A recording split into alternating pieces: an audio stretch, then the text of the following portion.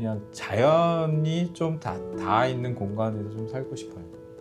그러니까 자연은 어쨌든 의도하지 않은 다양성이 있는 것 같아요. 아파트는 너무 의도된 단수성만 있는 것 같아서. 근데 사실은 우리가 너무 그 밀집되어 있다 보니까 그게 굉장히 호사처럼 돼 있는데 그런 거가 조금 느끼면서 생각하고 저 이렇게 접점이 좀 많아졌으면 좋겠다라는 생각이 드네요.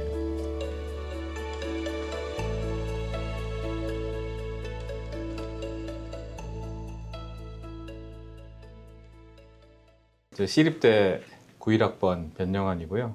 현재는 해양건축에서 피심 사업부 대표를 맡고 있습니다.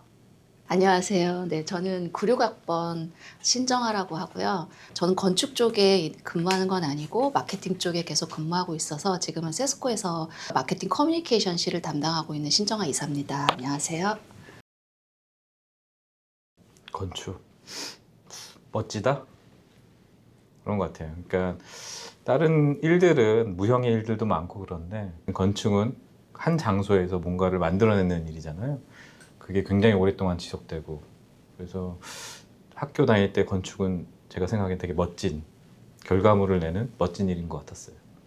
저는 지금 현재는 건축을 하고 있는 게 아니기 때문에 건축은 약간 이제 제가 못 이룬 꿈 같은 되게 이상적인 그런 일같이 느껴지는데 건축은 컨셉이다 라고 생각해요. 그래서 지금 마케팅 쪽 일을 하고 있는데 그 컨셉적인 부분에서 건축과 마케팅이 굉장히 밀접하게 맞닿아 있거든요. 그런 부분에서 사실은 건축과 마케팅은 저는 일맥상통하는 컨셉이다 라고 생각합니다. 저는 이제 사실은 건축보다 연극 동아리 활동을 먼저 했어요. 사실 1학년 때 했는데 우리 때는 그랬던 것 같아요. 뭐 지금도 그렇겠지만 고등학교 때 이제 입시를 위한 그런 스트레스가 계속 있었다가 대학교 때 그 당시에 대학교는 그래 해방의 시간이었던 것 같아요. 왜냐면 대학 때 그렇게 취직을 고민하는 우리 때는 최소한 우리 때는 취직을 고민하는 친구들이 많지 않았고 3월 2일이 보통 이제 첫 수업이 시작하는데 그 오리엔테이션 2월 달에 할 때 아예 그냥 동아리방 가가지고 암극하고 싶다.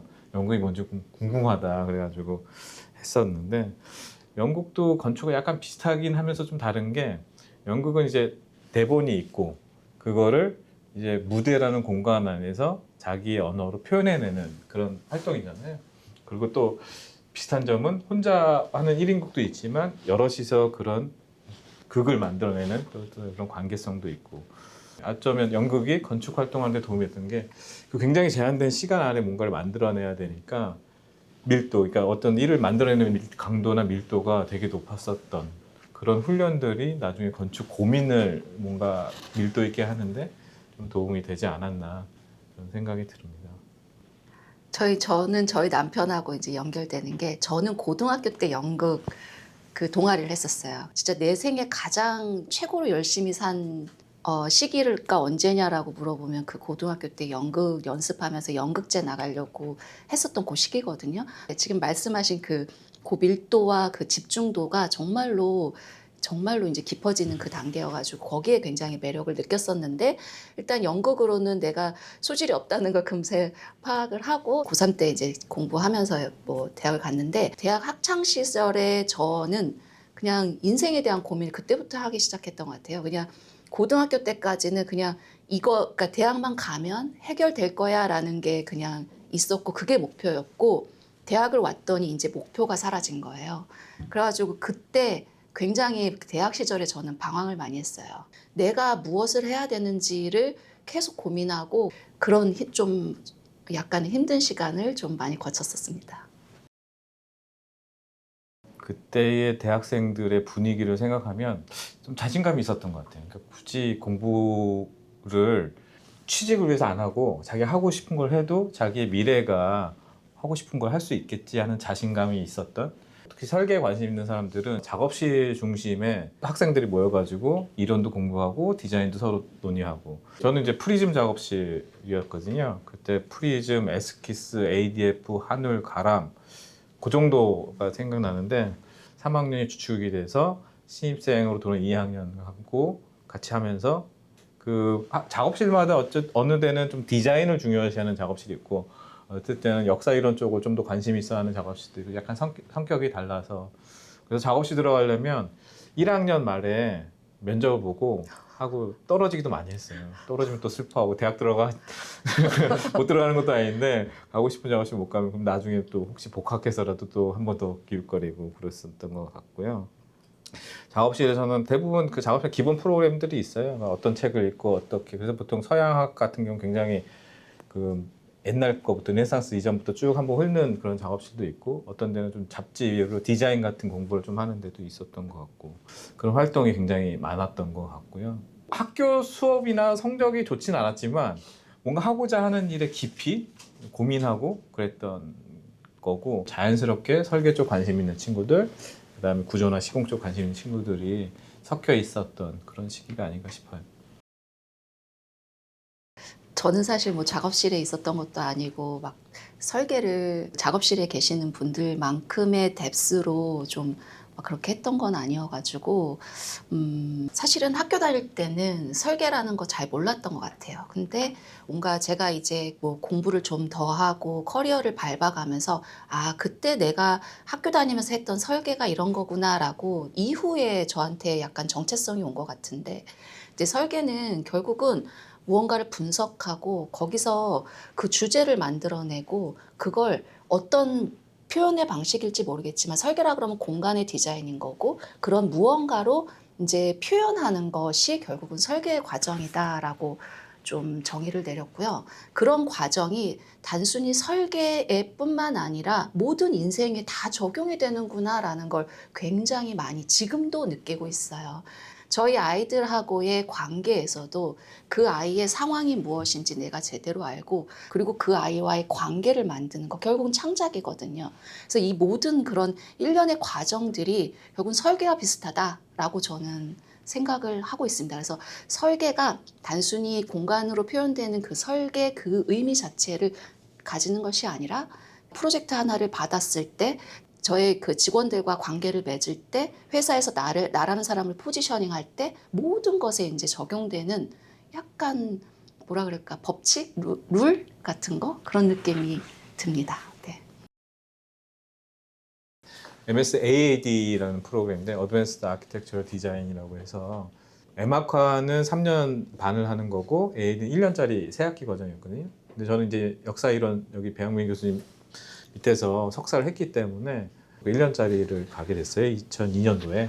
1학년, 2학년 때도 연극을 먼저 했다고 했잖아요. 사실은 건축과에서는 제가 있는지 잘 모를 정도로 연극 활동에 오래 하다 보니까 건축을 좀 늦게 시작한 거죠. 군대 갔다 와서부터 이제 본격적으로 좀 건축에 대한 공부를 시작했는데 하다 보니까 또 재밌는 거예요. 그래서 이제 역사 이론도 하고 근데 역사 이론을 또 공부하다 보니까 이제 디자인도 하고 싶고 뭐 그런 측면도 있었고 세계 큰 시장에서의 설계는 어떻게 또 접근하는지 좀 궁금하기도 했고 그 다음에 또 미국 간 다음에 석사를 하면 또 미국 같은 경우 그때는 취직이 좀 자연스럽게 이룰 수 있는 그런 환경이어가지고 또 일도 좀 해보면 좋겠다.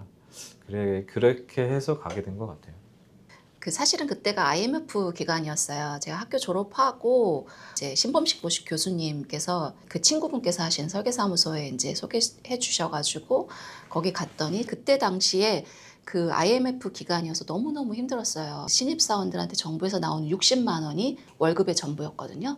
건축사무소 자체도 너무 힘들었고 회사의 상황도 좋아지진 않았었지만 제가 거기서 버티기가 힘들다고 생각했어요. 이제 그러던 중에 이제 리바트라는 곳에서 그러니까 마케팅 조직이죠. 그 리바트라는 브랜드를 표현하기 위해서는 그 동일한 아이덴티티로 그 대리점들이 디자인이 되어야 되는 거예요. 그래서 그 디자인 가이드 잡고 실제 디자인하고 VMD라고 해가지고 그런 디스플레이까지 이제 전체 디자인하는 그런 업무를 이제 지원하게 됐고 그래서 입사해가지고 거기서 이제 일을 하는데 너무 재미있는 거예요. 그러니까 작은 스토어들을 그 디자인하면서 이게 오히려 저한테 되게 맞는 것 같다는 생각을 들었고 그게 되게 재미있었어요. 그러던 와중에 이제 저희 남편과 유학 갈 기회가 됐고 전시 디자인 쪽으로 그 FIT를 네, 졸업을 했죠. 전시 디자인을 간 거는 리바트에서 그렇게 스토어 중심으로 일을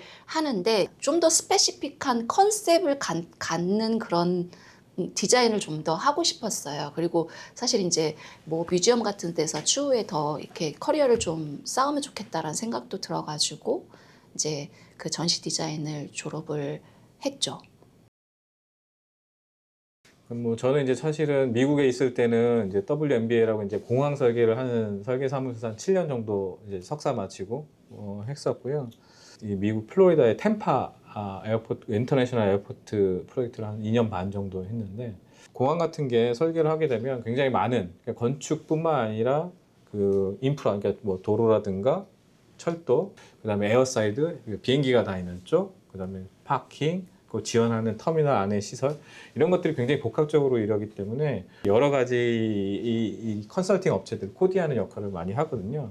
근데 템파가 기억나는 건 그런 프로젝트 안에서 굉장히 독특한 공항이에요. 공항의 기능적인 상징성도 굉장히 중요해요. 그래서 각국의 공항들이 공간을 굉장히 상징적으로 만들려고 그러고 이미지 처음 들어오는 이미지에 대한 그런 고민도 많은데 미국은 좀 달랐던 것 같아요. 굉장히 기능성이 훨씬 더 중요한 그런 거여서 이 템파 공항은 그 쇼터 파킹이라 가지고 파킹을 그 어라이벌, 디파처 터미널 위에다 얹혀놨어요. 차 타고 오면 바로 내려와서 체크인할 수 있는 굉장히 편리성이 강조된 그래서 굉장히 색다른 공항을 해볼 수 있어서 공항도 또 이런 식으로 접근할 수 있구나. 코디네이션 역할, 그러니까 아키텍이 물론 이제 디자인하는 이제 크리에이티브 역할도 있지만 코디네이션 역할도 있잖아요. 그 프로그램을 어떻게 배분해서 코디하고 그거를 하나의 결과물로 끌어갈 수 있도록 조금 조율하는가 그런 부분들을 이제 공항 설계하면서 많이 배웠고 그러다 보니까는 한국 올 때 어쩌면 내가 잘할 수 있는 부분이 이제는 코디네이션 역할을 잘하는 게 아닐까 그런 좀 생각이 들어서 그래서 삼성물산 들어가가지고 이제 두바이 테마파크라고 그때 삼성물산이 PM이라는 신흥 사업을 좀 수주한 게 있었거든요.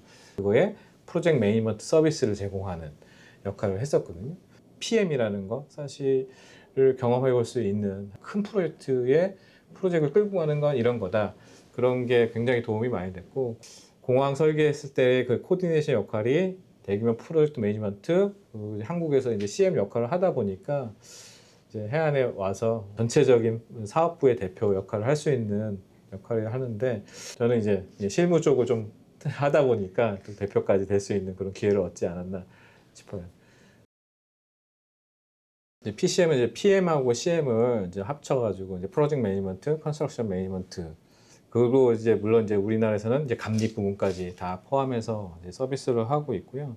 저희 쪽은 결국은 방점은 매니지먼트에 있는 것 같아요. 크게 보면 건축이 건축주, 그 다음에 설계자, 그 다음에 시공사. 그래서 설계자는 설계라는 디자인을 딜리버러블 해주는 거고 시공사는 그런 공사를 해가지고 실제 건물을 해주는 이게 세 가지가 기본이라고 하면 그거를 잘 만들 수 있게 도와주는 게 이제 프로젝트 매니지먼트를 해서 어느 시간대에 어떤 결정을 누가 발주처가 디자이너가 시공사가 해줘야 되는가 이런 거를 관리하는 거라고 보여주시면 됩니다.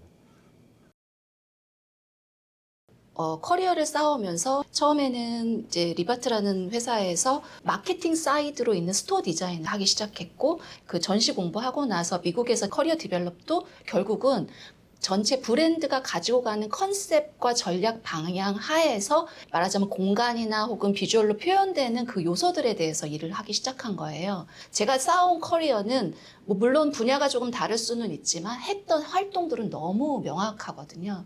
포커스하고 있는 부분들은 그게 제품이든 어떤 브랜드든 그것이 소비자한테 그리고 시장에서 어떻게 포지셔닝 되고 어떤 전략으로 어떤 소비자랑 만나야 되는가 그 컨셉을 디벨롭하는 것에 되게 포커스를 하고 있는데 이게 제가 강점이라는 피드백을 계속 업무를 하면서 받아왔고 이게 지금까지 제가 커리어를 유지할 수 있는 근본인데 제가 볼 때 이거는 건축 설계에서 이제 시작이 된 거라고 생각이 돼요. 그래서 그 건축 설계라는 부분에서 제가 컨셉이라는 걸 도출하는 방법을 배운 거고 도출의 방식을 조금 다양한 방식으로 이런 방식 저런 방식으로 했지만 결국에 그 코어 밸류 뭐 이런 것들은 좀 계속 그 같았던 거죠. 제가 이제 미국에서 리핑컷에 근무할 때인데 그때 제가 그 담당하던 프로젝트가 이제 델타 에어라인 프로젝트였어요.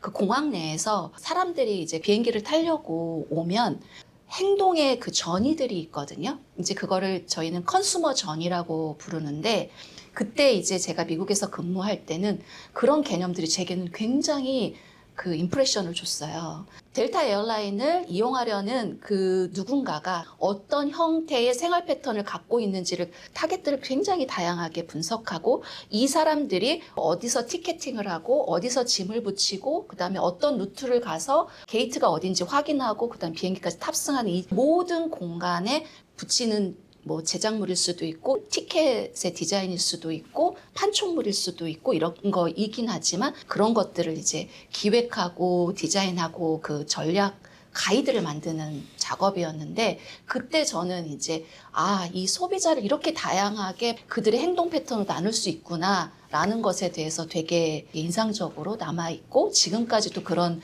마케팅 그런 기법들을 적용하고 있습니다. 그 사실은 이제 업무 분야가 다르기 때문에 그 업무에서의 영감이라기보다는 조직원으로서 회사에서 이제 한 조직원으로서 그리고 그 회사 내에서 성장하고 싶은 욕심이 있으니까요. 그런 부분에서 조직원으로서 그래서 조직 내에 내가 어떻게 해야 되는가에 대한 영감은 좀 많이 받기는 합니다. 회사를 이제 다니다 보면 되게 다양한 일들이 있어요. 왜 저 사람이 나보다 먼저 승진하는 걸까? 뭐 이런 거에 대해서 상처받을 때도 있거든요. 저희 남편은 그냥 우직하게 본인이 맡은 일만 하는 스타일이에요. 그냥 본인의 자리에서 남들 상관없이 우직하게 하는 것들이 결국은 조직 내 성장을 하게 되는 원동력이 되더라고요. 그래서 저도 이제 뭐 한 조직을 맡고 있지만 저희 그 조직원들한테 계속 그렇게 얘기해요. 주변에서 누가 뭐라고 해도 그냥 내 할 일을 그냥 하세요. 그게 결국은 조직에서 가장 크게 성장하고 가장 오래 내가 이 조직에서 일할 수 있는 방법이에요 라고 얘기하거든요. 그런 조직에서의 나의 그런 태도, 생각 뭐 그런 것들에 대해서 많이 영감을 받았습니다. 다른 쪽으로 생각해 보면 이런 것 같아요. 저도 해외에서 일을 하고 신정아 님도 해외에서 일을 했잖아요. 그러다 보니까 이제 한국에서 일해온 분하고 좀 생각의 차이가 있다라는 게 뭐냐면 한국은 어쨌든 아직은 회사 안에서 필요할 때 자기의 하는 일들이 변화가면서 회사에 맞게끔 자기를 맞춰가는 일을 했다 그러면 해외 같은 경우는 본인의 캐리어 빌드업이 굉장히 중요하거든요. 제가 느끼기에는 해외 같은 경우는 만약에 그런 기회 자기가 원하지 않는 기회라면 회사를 바꿔서도 자기 원하는 기회들을 만들어가는 것들이 쉬운 거잖아요. 노동 유연성이 있으니까. 그럼 회사를 바꾸는 거에 대해서 서로 얘기하고 할 때 부담 없이 지원해주고 그런 게 조금 뭐 서로 영감되는 거에 접점이 아닐까 그런 공감대는 있는 것 같습니다. 그러니까 연극도 그렇고 건축도 그렇고 제가 느꼈던 거는 뭔가 창작을 없는 것에서 있는 것을 만드는데 정해진 답은 없고 그걸 만들어가는 과정이나 이런 것들을 고민해보고 그 결과물로 나오고 그 결과물을 다시 한번 생각해보고 이런 거를 경험할 수 있는 분야가 이렇게 많지는 않은 것 같아요. 근데 이제 이게 계속 그런 창작의 고통 속에 있다 그러면 굉장히 스트레스가 되긴 할 텐데 삶이라는 것도 사실은 비슷하게 살아가는 것 같은데 굉장히 다양한 생각을 갖고 다양한 고민을 하고 지나고 나면 뭐 정답이 있는 것 같지도 않고 그런 것들의 유사성에서는 건축을 했다라는 게 뭐 살아가면서 한쪽으로 쏠리지 않고 좀 균형감을 지켜가는데 도움이 많이 되는 것 같고 건축이라는 게 뭐 결국 혼자 할 수 있는 게 아니기 때문에 살아가는 것도 그런 것 같아요. 혼자 할 수 있는 것이 아니기 때문에 내가 아무리 노력하고 한다도 안 될 때도 있지만 또 그걸 또 겸허하게 받아들이는 그런 자세가 가져지는 게 아닐까? 살아가는 방식을 배우기에는 건축이 주어지는 그런 훈련들이 생각들이 고민들이 참 많이 도움이 되는 것 같습니다.